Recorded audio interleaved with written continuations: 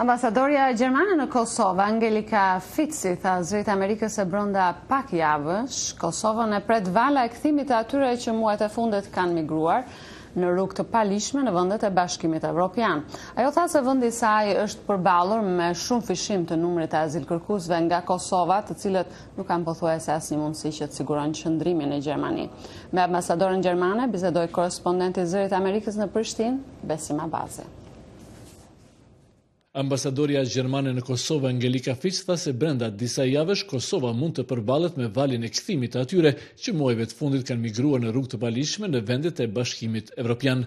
Ajo tha se në Gjermani është shënuar një rritje numrit të atyre që kërkojnë strehim dhe derisa në muajin nëntor të vitit kaluar kishte 600 kërkesa, në janar ato rritën në 3600, por ajo të roqi vëmendje se vetëm 1.2% e kërkesave mund të miratohen. That means we expect a wave of returnees in a few weeks. Kjo do thotë se presim një val të kthimeve brenda pak javësh dhe kjo do të jetë një sfidë për qeverinë, tha ambasadorja Fitzi. Sipas saj mund të ketë shumë faktorë që kanë nxitur migrimin e paligjshëm. Durch die lange Phase der Regierungsbildung oder überhaupt das ganze Wahljahr.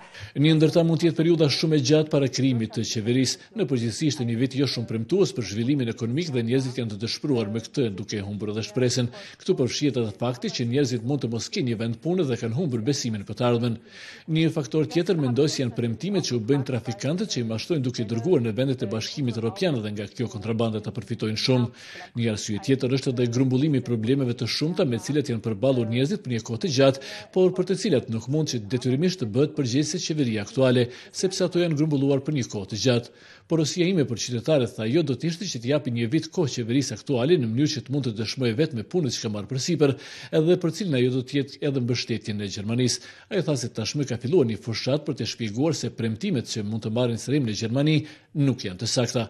Ajo tha po ashtu se migrimi aktual mund të rrezikojë edhe procesin e liberalizimit të vizave, një proces jashtë të cilit ka mbetur vetëm Kosova. Well, in a way, yes. To be honest, it's one of the criteria how many people are migrating illegally. Në një mënyrë po të them sinqerisht, një nga kriteret për këtë proces është edhe numri atyre që migrojnë në rrugë të palishme, tha ajo, duke nënvizuar se nuk qëndrojnë pohimet që liberalizimi i vizave është zgjidhje për situatën aktuale. When you look at the whole region, Serbia, Montenegro, Albania, they all have visa liberalization. They are classified as safe country of origin, and still they have a very comparable problem of asylum seekers. Kur shikoni në rajon, në Serbi, Maltëzi e Shqipëri, ata kanë liberalizim të vizave dhe janë përfshirë në radhë të vendeve të sigurta, por ende kanë probleme me strehim kërkues. Zgjidhja është në zhvillimin e përgjithshëm ekonomik, tha ajo. Ajo tha se është e kuptueshme që njerëzit në Kosovë që marrin para nga diaspora shohin se pagat në Gjermani, në Francë, Gjetiu janë 10 fish më të larta se sa në Kosovë dhe mund të mos jenë shumë të motivuar të qëndrojnë dhe të ndërtojnë vendin e tyre. But on the other hand, they got independence 7 years ago. Por nga ana tjetër, ata e fituan pavarësinë 7 vjet më parë dhe është detyrë e tyre të fillojnë të përpiqen të bëjnë më të mirën, tha ambasadorja Fitzi. Me mira persona kanë lëshuar Kosovën gjatë muajve të fundit dhe lëvizjet e tilla për shumë kënd janë shenje pakënaqësie në rritje me udhëheqjen politike të shtetit më të ri e më të varfër në Evropë. Për zërin Amerikës, Besim Abazi,